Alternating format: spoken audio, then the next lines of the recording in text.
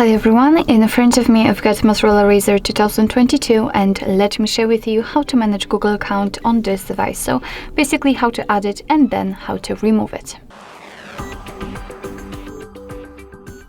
So first of all, let's enter the settings and right here we have to scroll down until we will find the passwords and accounts. Of course, right here we've got the Google section and you can add or remove a Google account using it, obviously, but I personally prefer to do it using passwords and accounts, so let me tap on it.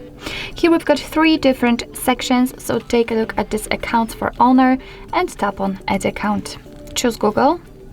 And make sure that we've got the internet connection because it is required for this operation.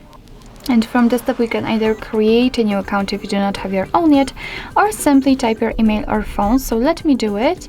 And a quick disclaimer, you do not have to enter the full email address, just the very first part of it before the @ symbol, and after tapping on next your device will autofill it. So let's tap on next. Right now we have to enter the password, so let me do this out of the screen. Alright. Okay, let's tap on next. Here we've got Google Terms of Service and Privacy Policy, so of course you can read it, just tap on it, and here you've got all the info you need.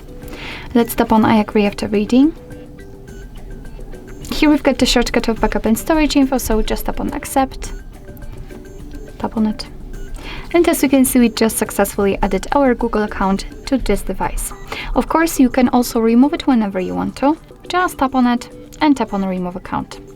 Tap on remove account again, and as you can see, it will be immediately removed, but be aware that if you've got any kind of screen lock currently set, then your device will ask you to enter it in order to confirm the whole step.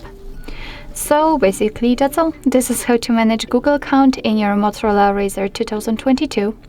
Thank you so much for watching. I hope that this video was helpful, and if it was, please hit the subscribe button and leave the thumbs up.